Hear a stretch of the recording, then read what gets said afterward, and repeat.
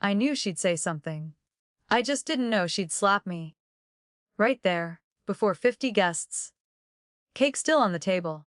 Wine glasses halfway full. Lauder fading like a dropped violin. It's wasted on you, she hissed, finger trembling at my chest. No husband, no children, no legacy. Nathan, my brother, clapped, loud, 3 times. Finally, he said. Then laughed so hard he knocked over a chair. Leela didn't flinch. She just sipped her wine. Smirked at my shoes. I stood there, hands cold, cheeks burning, palms flat against my thighs to keep from shaking. Not a single guest looked at me. Not even Aunt June. She used to braid my hair. The slideshow kept running. Pictures of Dad, Nathan in college, Mom in Maui, none of me. Not one. They called it a legacy weekend. But I wasn't part of it. Not really. I paid for Mom's surgery. I covered Nathan's second bankruptcy. I even let Lila crash at my cabin after she needed space. But today, they erased all that. You think you're better than us? Nathan shouted after me as I reached for my coat. I didn't answer. Didn't look back. Just one step, then another. Out the door, past the porch swing Dad built, into the cold January dark. My phone buzzed. Mia. She was at the party. She filmed it. She texted one word "Vas post." Us and I stared at the screen. Felt my pulse, steady, slow. Felt the slap still echoing. Then tapped one button. Just one. The upload bar blinked. I locked the car. Turned the ignition. Drove back toward the mountains. Cabin lights off, dog waiting, my name still mine. T, would you have stayed quiet? E, or made the call? The road curled like an old ribbon, worn and cracked, leading me home. Though it didn't feel like home tonight. I kept my eyes on the yellow lines. Didn't play music. Didn't cry. Just listened to the steady hum of the engine. And the occasional sigh. That slipped out when I wasn't looking. Max was already waiting at the porch. My old retriever. Loyal, gray-faced, tail wagging slow like he knew. Knew I was holding something in. Sicko and didn't ask. The porch light flickered once. I hadn't changed the bulb. The wood creaked beneath my boots. Same sound for 15 years. The sound of not being married, not having children, not making noise for anyone but myself. Inside, it smelled like damp firewood, black coffee, and the pine cleaner I'd always used because Dad liked that smell. I took my coat off. Fingers numb, hung it on the same hook I used when I brought Mom home from her last chemo. Back then, I helped her into the rocker. Wrapped a quilt around her legs. Made her soup from scratch. She said thanks once. Then asked me to pay her credit card bill. I crossed the living room. Lit the fireplace. Flames caught slow, soft, and steady. Max curled by the hearth. Didn't look up. The couch dipped under me like it always had. Safe. Quiet. Mine. I stared at the mantel. Framed photo of Dad at the lake. Hair silver, eyes clear, his hand resting on mine when I was 11. He used to say, "Quiet don't mean weak. Just means you're saving your voice for when it matters." I think about that a lot these days. Especially after tonight. I reached for his old mug. Chipped on the side, still faintly stained inside. It said, "Best quiet man." I gave it to him when I was 16. He used it every morning until the day he died. I poured a cup of coffee. Didn't care it was 10 p.m. I needed something hot to hold on to. I glanced around the cabin. Wooden beams still marked in pencil from when I helped measure with Dad. Age 12. Summer heat. Mosquito bites. He gave me the deed on my 35th birthday. No speech. Just a folded paper and a soft hug that lasted longer than usual. Mom never asked about it. She just said, "You'll end up alone up there. No one wants a woman who lives in the woods." I ignored her. Like I always did. But some words stick like splinters under the skin.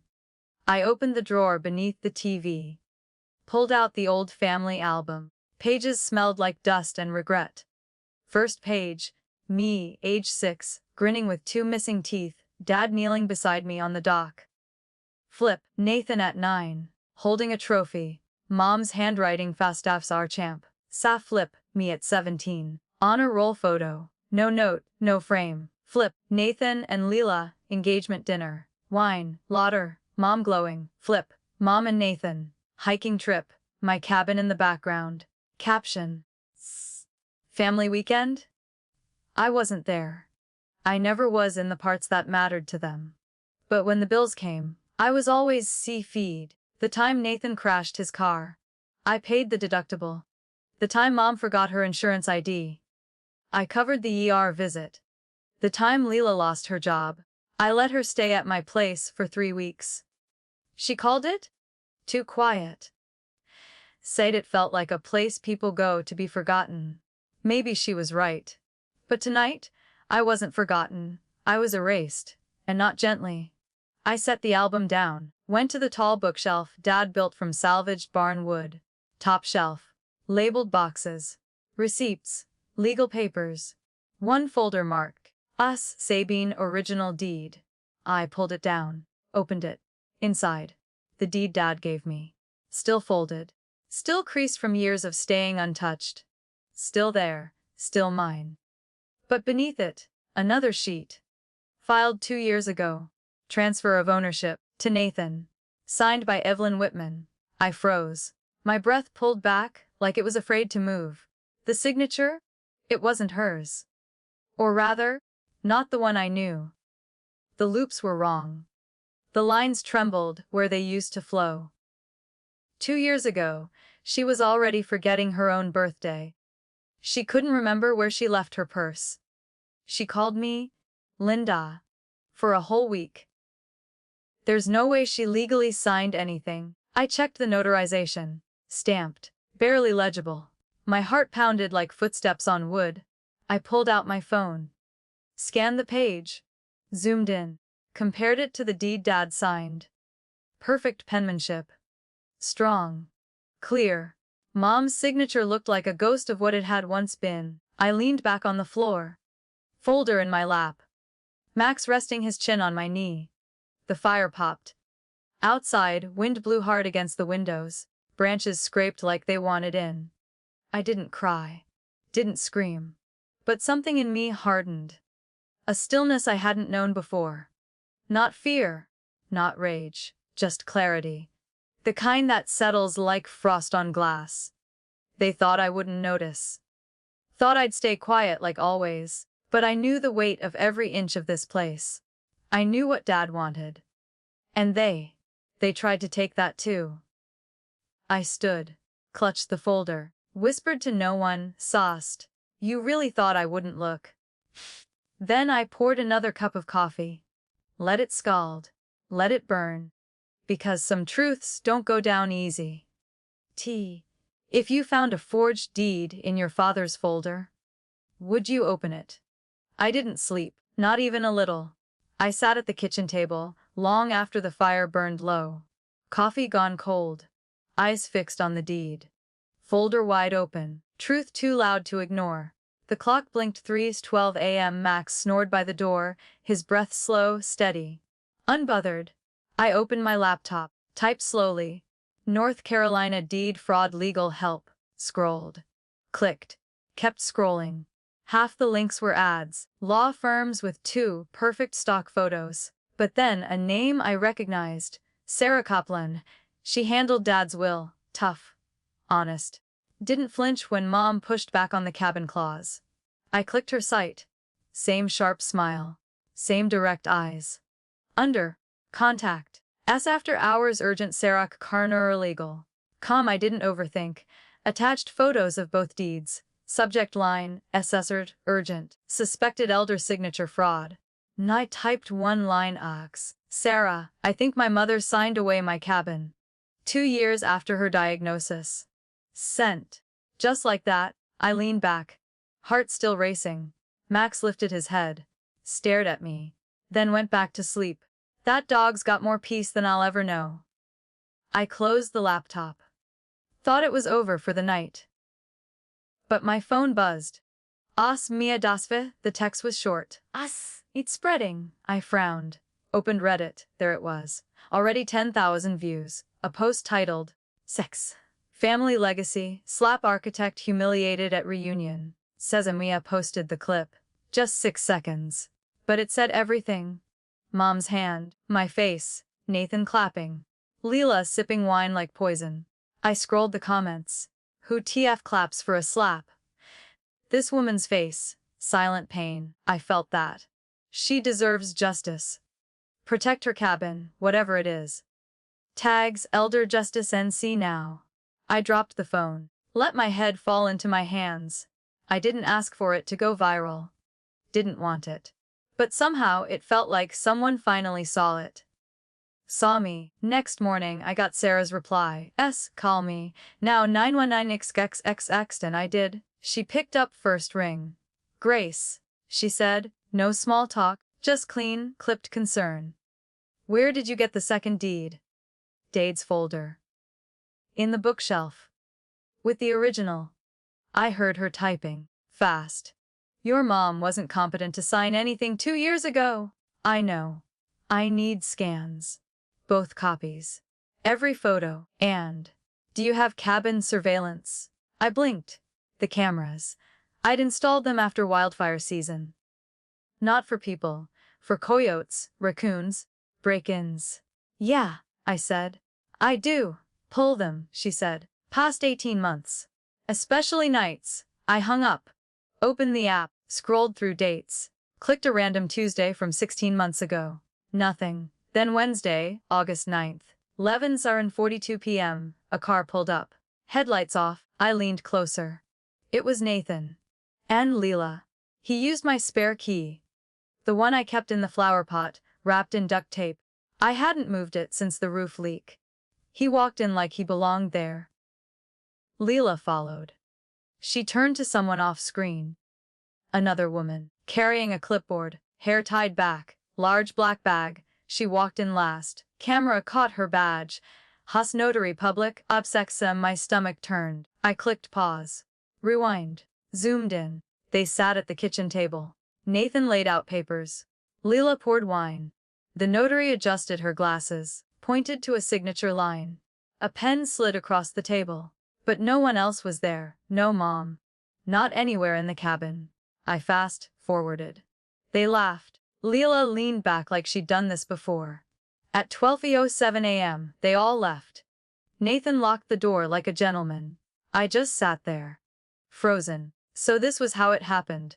Not a mistake. Not confusion. Not a miscommunication. Deliberate. Planned. I downloaded the footage. Sent it to Sarah. No subject. No message. Let the truth speak for itself. She called back 20 minutes later. I can file for an injunction, she said. Immediate freeze on any transfer. But we'll need one more thing. What? Proof that your mother couldn't have been there. I breathed slow. I have her appointment log from the facility. She was under monitored care that night. Silence. Then Sarah. Good. Now, we push. Max shifted. Whined. I looked out the window. Snow flurries falling soft like ash, covering the driveway where they once stood, where they made their plan, where I thought I was safe. I stood up, walked to the bookshelf, pulled down another box. Dad's letters. Inside, a photo of him holding up a sign, Versailles. If it matters, document it. I smiled. Small, bitter, grateful. Then I pulled a notebook from the drawer, wrote down the date, the footage, Sarah's name. Started a file, because I wasn't just reacting anymore. I was building a case. Quietly. Carefully. Like Dad taught me. No screaming. No drama. Just steps, one after another, until the truth was too loud to ignore. Would you let it go? Or dig deeper? The next morning, I woke with a weight in my chest that didn't lift when I sat up. Didn't budge when I poured coffee. Didn't ease when Max pressed his head to my leg, warm and quiet like always. I had the footage. The email trail. The original deed. Sarah's green light. But my heart still hurt in places evidence couldn't touch. I pulled the old storage box from under the couch. Thick dust. Duct tape curled at the edges. Inside, letters. Most of them were from Dad, written in his uneven, confident scrawl. He liked pens with weight, said they. Reminded a man his words matter. One envelope was thicker, cream-colored, sealed. My name on the front. Grace. I hadn't seen it before. I opened it slowly, hands cold despite the fire. The letter smelled like cedar and ink. Choose Grace Eckers. I don't know when you'll find this, das Mayers, maybe after I'm gone. May I feel you're hurting and tell you to know something. I have something. Mania, sucks. I gave you the cabin because you stayed. Because you didn't run when things got worse for me. This place isn't just land or timber. Well, it's memory. It's where I saw you become the kind of person. It's where I saw you.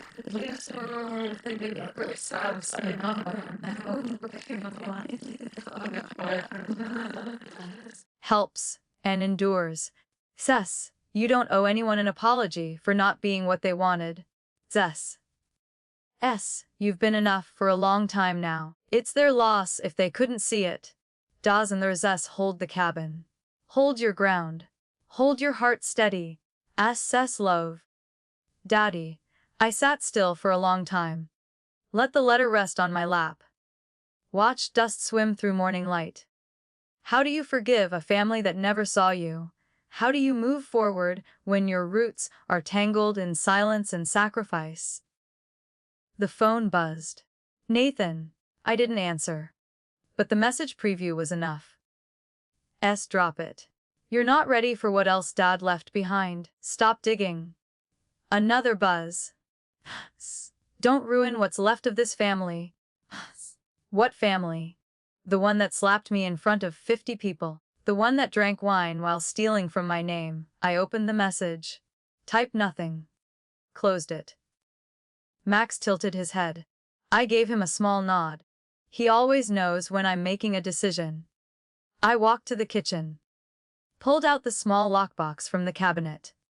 Inside, Dad's will, photocopies of his military file, and one more letter I'd forgotten.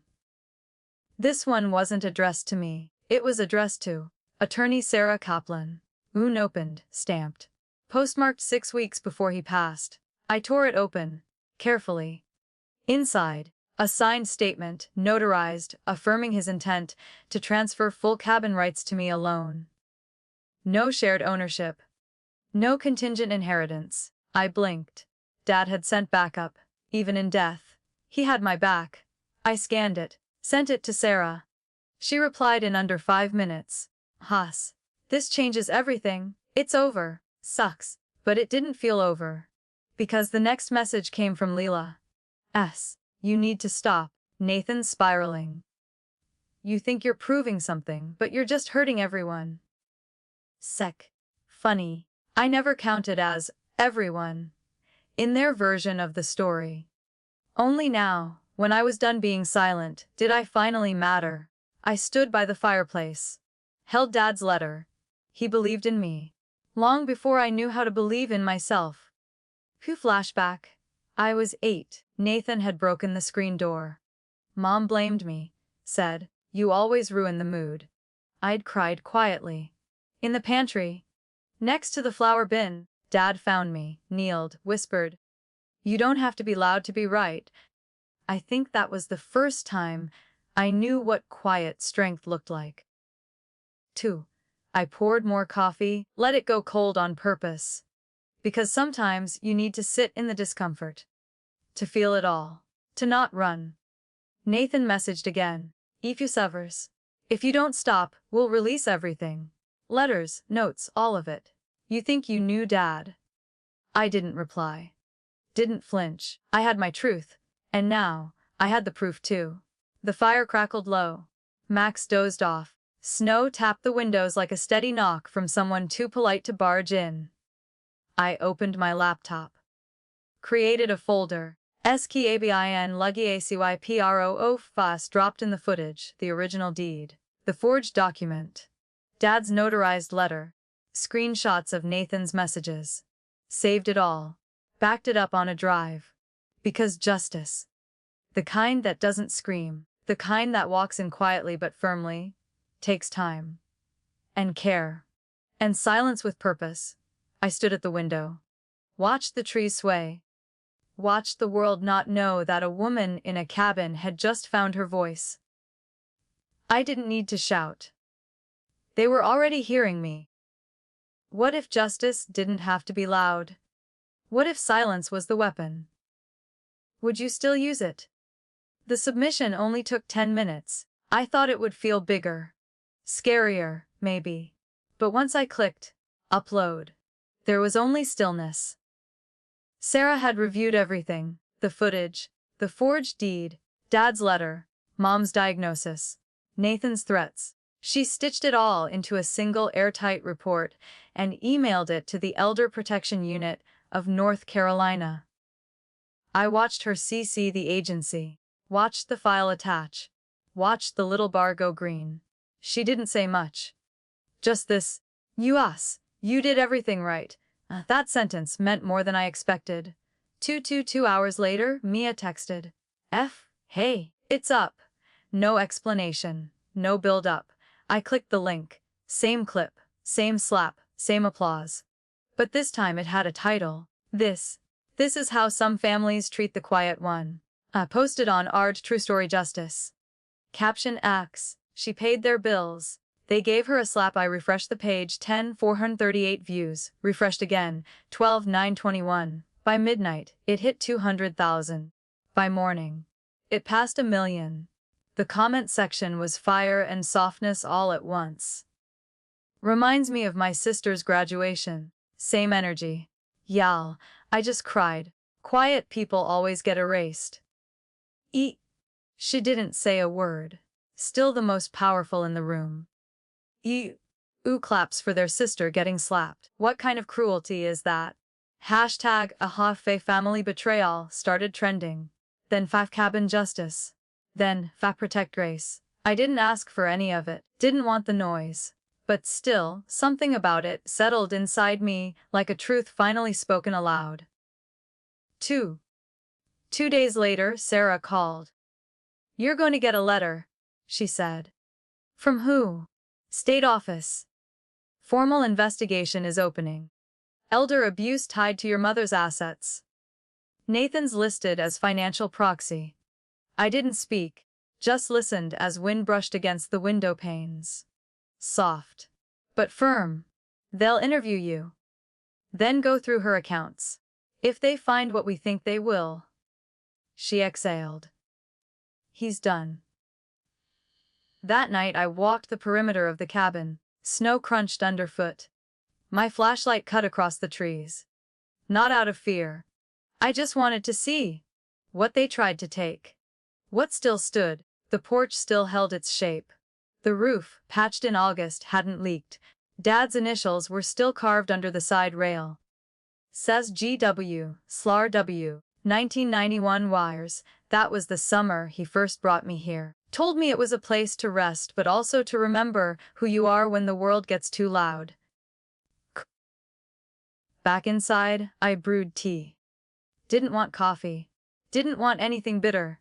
Max laid by the fireplace. His head lifted, nose twitching. I followed his eyes. To the screen, Reddit was still open. Top comment had 48 Zalos and upvotes goss. This woman, she's all of us. I blinked. Sat down. Let it sink in. A message popped up. DM from a stranger. My mom called me selfish for not paying my brother's rent. You're giving me courage.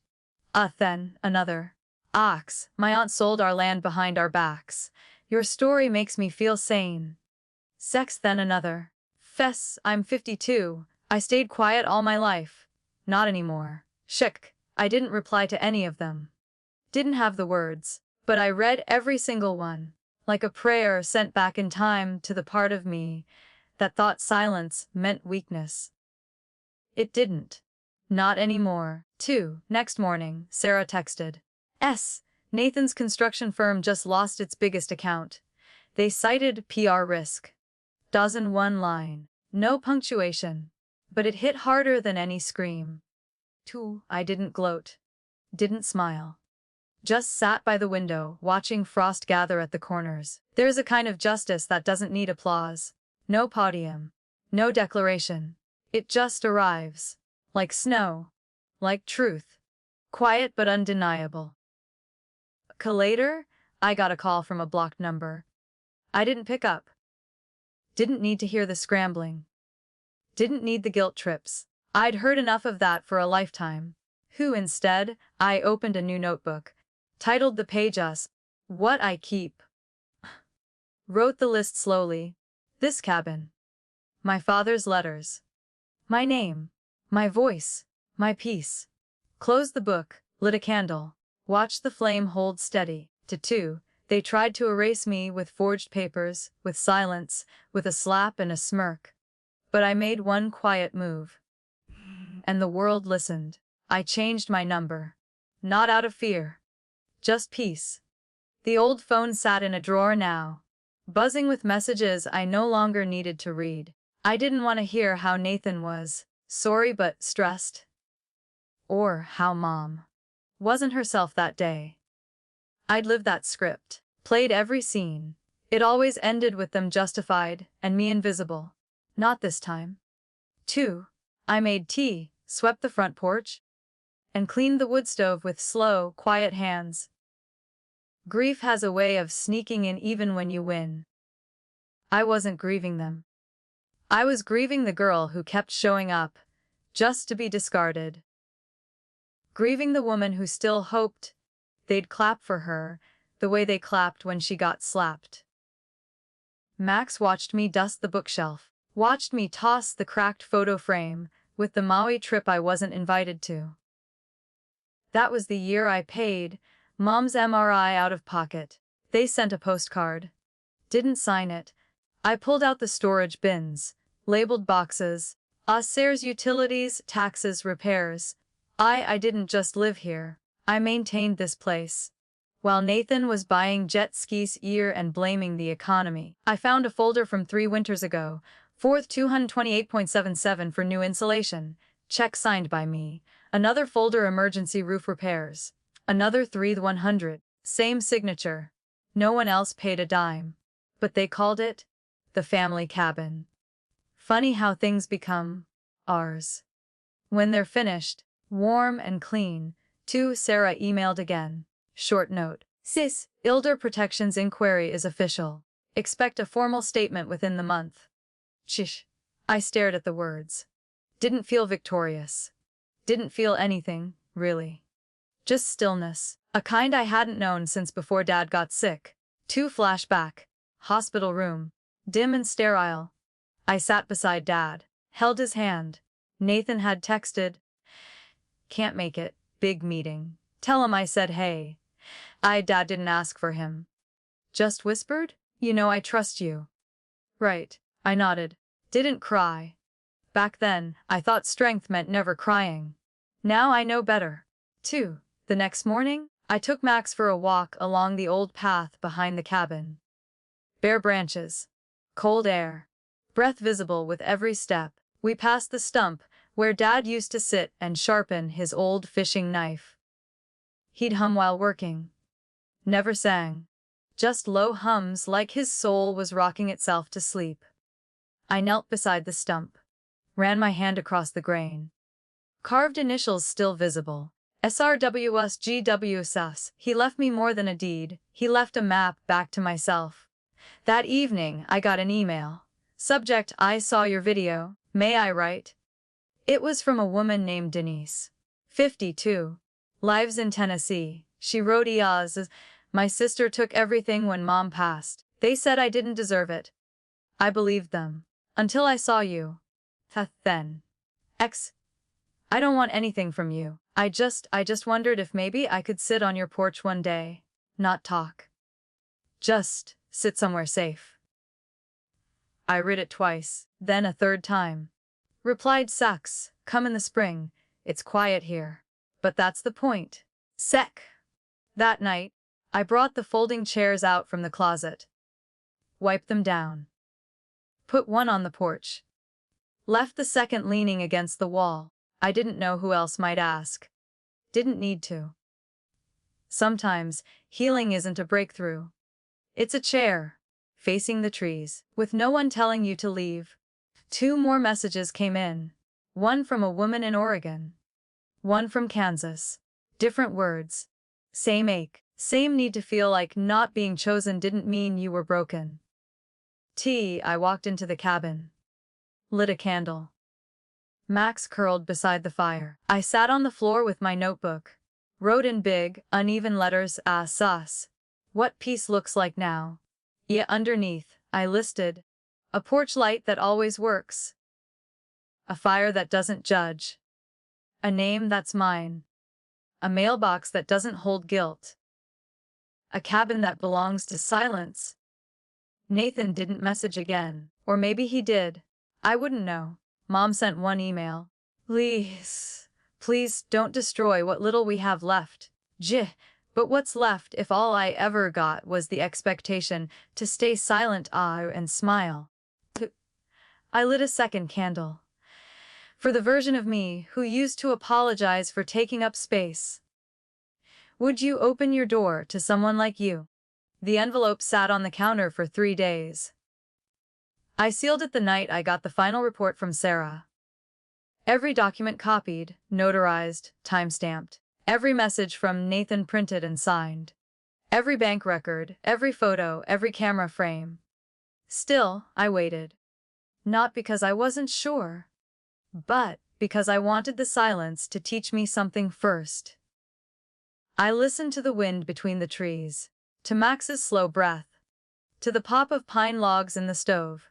Then one morning, I woke before dawn and knew. It was time. I drove to town just as the post office opened. Snow still soft on the road, lights still flickering above the hills. The clerk didn't ask questions, just weighed the envelope, took my signature, stamped it with a sharp, certain thud. Certified delivery. County court. Docket filed. It was done. I stepped back into the cold. Let the sky settle around me. Muted blue. No birds yet. Just that breathless moment before things start to shift. The week before, a local developer had invited Nathan to speak at a community event. Plans were being drafted for a vineyard and resort development, just 2 lots down from my cabin. Public input day. I wasn't supposed to be there, but silence has its limits. I dressed carefully, nothing loud, dark jeans, black coat, simple scarf Dad once wore. Max stayed home. Too many strangers. I brought the folder, and the envelope, and the photo of Dad, just in case I forgot why. The event hall was warm. Too warm. Long tables, folded brochures, cheese trays sweating in the heat. People laughed, sipped cider, tried to sound civil while circling land like vultures. I saw Nathan before he saw me. He wore a navy blazer I bought him 7 years ago for his first, real job. Still didn't fit right. Still too shiny. He laughed easily. Gripped hands. Said phrases like, community preservation? And, balanced growth. He didn't mention the cabin. Of course he didn't.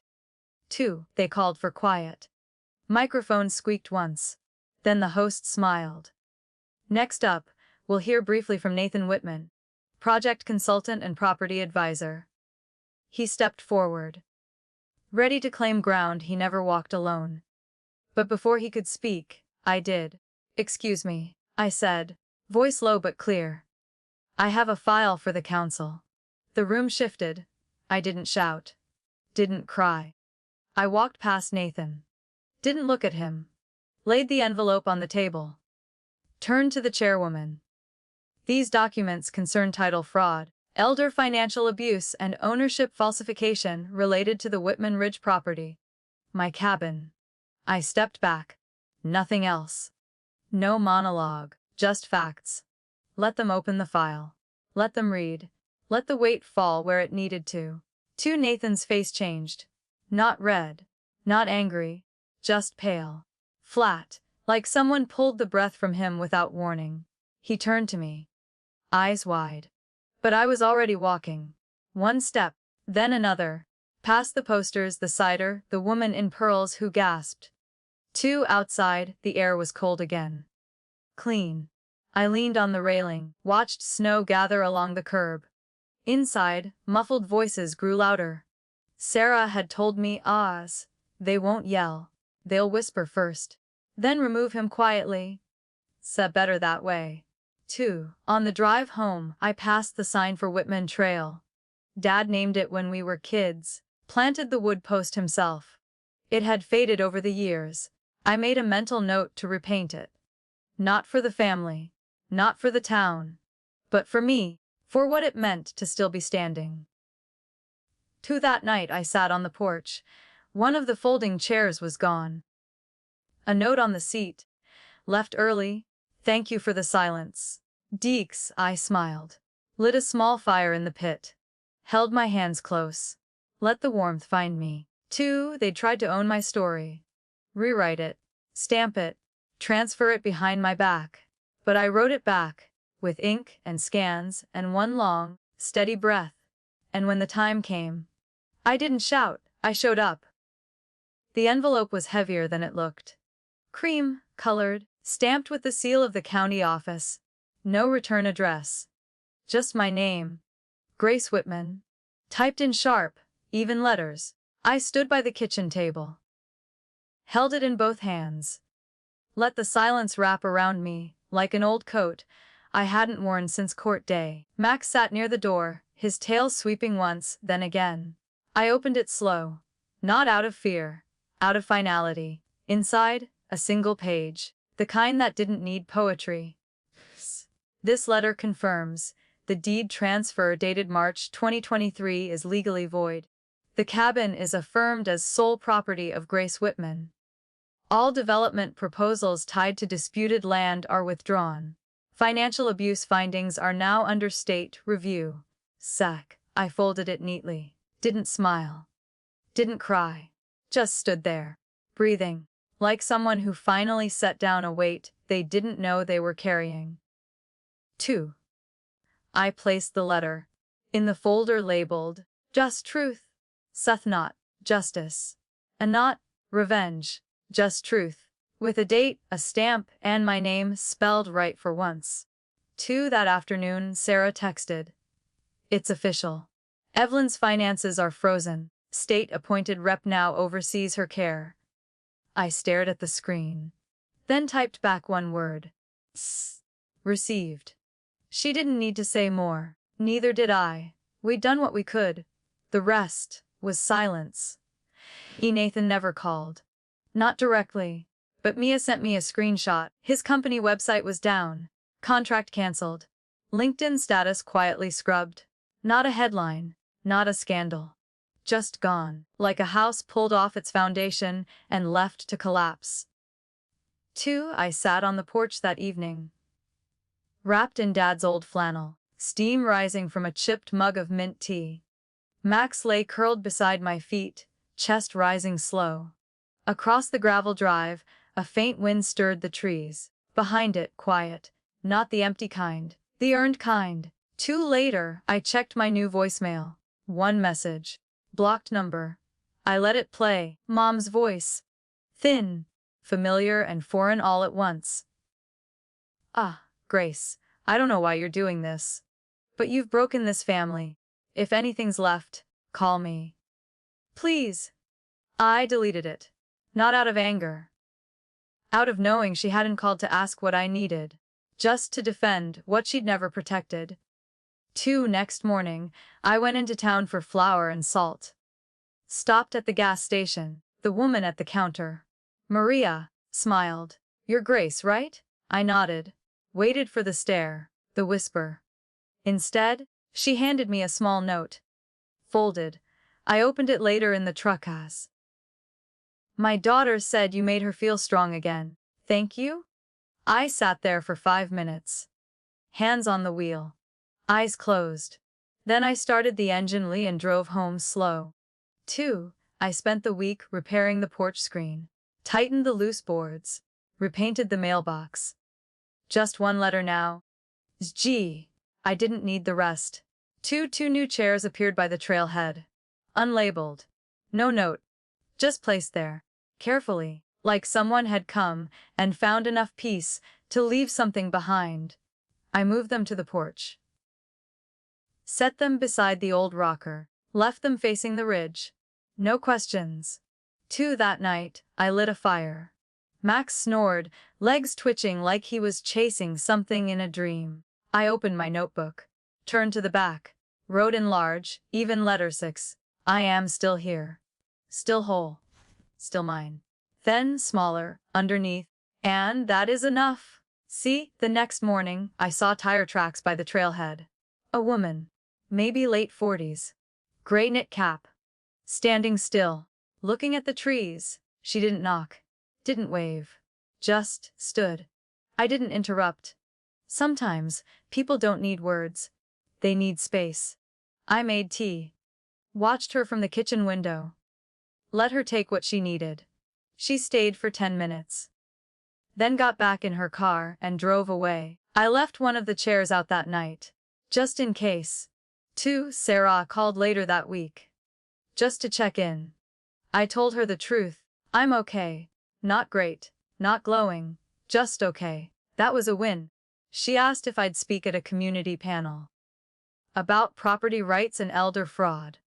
I said no. Not because I wasn't proud, but because my work here wasn't public. It was personal. Mia dropped off cinnamon bread 2 days later. Said nothing. We sat on the porch, watched fog roll through the ridge, shared the whole loaf in silence. That kind of friendship is rare. And real. That night, I replayed the cabin footage. Not of the fraud, but of Dad fixing the fence, hands steady, shirt untucked. Max, as a puppy, chasing leaves in the background. I paused it. Let it stay frozen on his face. Weathered, soft, half, smiling at something off screen. Probably me. The next day a girl came with her mother. Maybe 7 years old. I saw them walking the trail. The girl pointed at the cabin.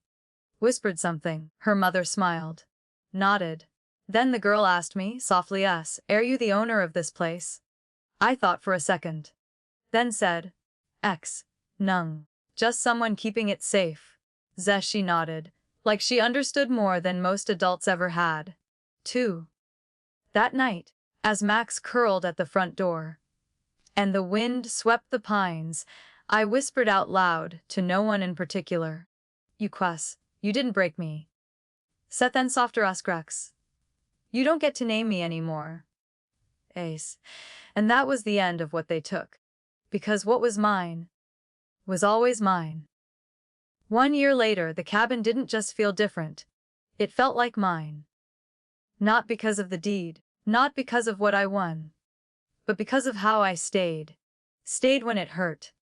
Stayed when they left. Stayed when silence was the only voice I had left. The wood beams still creaked when the wind shifted at night. Max still followed me from room to room, now slower, his joints stiff with time. He didn't need to guard me anymore, but he stayed. That's what loyalty looks like when it's not asked for. Just given. As I never put the mailbox name back. It still read only RSG doesn't or just one letter. Just enough. The kind of name you carry for yourself. Quietly. Without permission. They called the place the Ridge House. I never advertised it.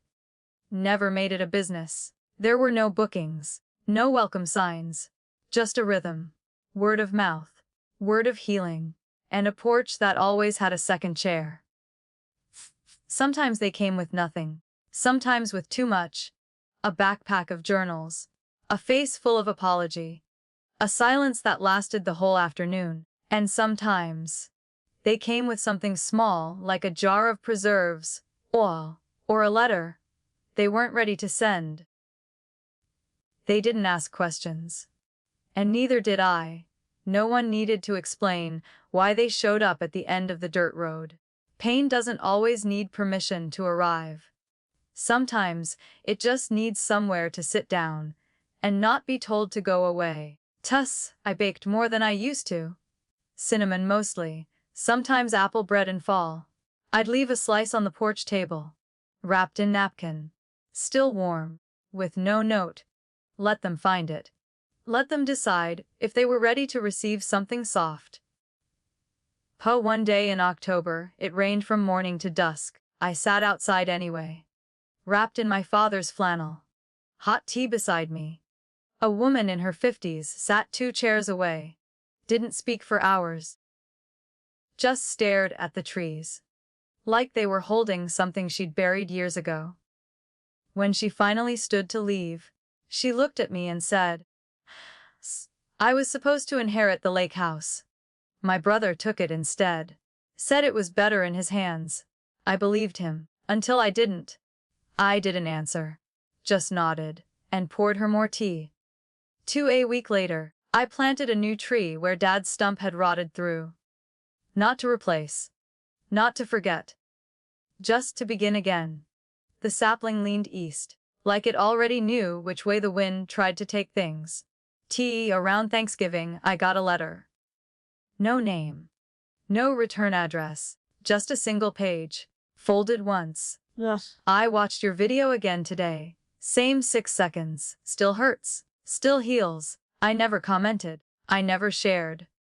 But I left my husband, after watching you stand still and not back down. This cabin, whatever it is, it helped me believe that quiet women don't have to be broken to be free. Scene. Another grace. I folded it slowly, put it in the cedar box marked Keep. Right beneath Dad's letters, right above the first deed. Snow fell early that winter. Covered the gravel like memory, soft, layered. Weightless until you step on it. A little girl came up the trail with her mother. Same red hat I'd seen last spring. She walked toward the porch, looked around carefully, and asked, "Are you the boss of this house?" I smiled. Not big, but real. Kneeling down, I said, "No, sweetheart. I just take care of it until someone else needs it." She nodded like that made perfect sense. Kids always get it. Truth doesn't need explanation when it's felt. That evening, Max curled up by the door. Same spot. Same sigh. I sat with my notebook. Same one I carried through it all. I flipped to the last blank page. Wrote, "I am not what they left behind. I am what remains when the noise dies down." Sessa. Closed it.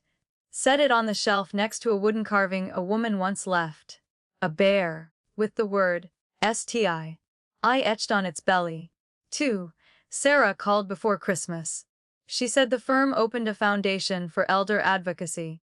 Named it after her grandmother. Said I helped more than I know. I thanked her. But I didn't need the credit. Some legacies don't need names on plaques. Just people willing to hold a line quietly. Spring came again. Birds nested in the rafters. Someone planted wildflowers by the edge of the trail. I didn't stop them. Healing doesn't need control. Only permission. One Sunday morning, a woman came early. She looked tired in the way that isn't about sleep. She didn't speak, didn't knock, just sat. Cried. Quietly. I brewed tea, set the mug beside her, sat in the other chair. No words, just presence. Some pain needs company, not advice. That evening, I looked through the photo albums again. The same ones I once skipped through because I wasn't in them. This time, I lingered, saw myself in the background. Saw the girl no one named. Saw the woman who stayed. And finally, saw someone worth seeing. Max slept beside the fire. His chest rising slow. I turned off the lights. Let the coals burn down. Let the cabin breathe. There was no music, no speech, no applause. Just warmth, and the sound of knowing you're exactly where you were meant to be, all along. Would you leave the door unlocked for someone who reminds you of the woman you used to be? If you've ever been the quiet one in the family. The one who stayed, gave, and was still forgotten. This space is for you. Your story matters. Your silence held power. And your healing? It's not too late. Drop a comment below if you've reclaimed something they said you didn't deserve, or if you're just beginning to. You're not alone here. Subscribe for more true stories about justice, healing, and quiet strength after 40. And if this story stirred something in you, share it. Because sometimes our legacy begins with simply being heard.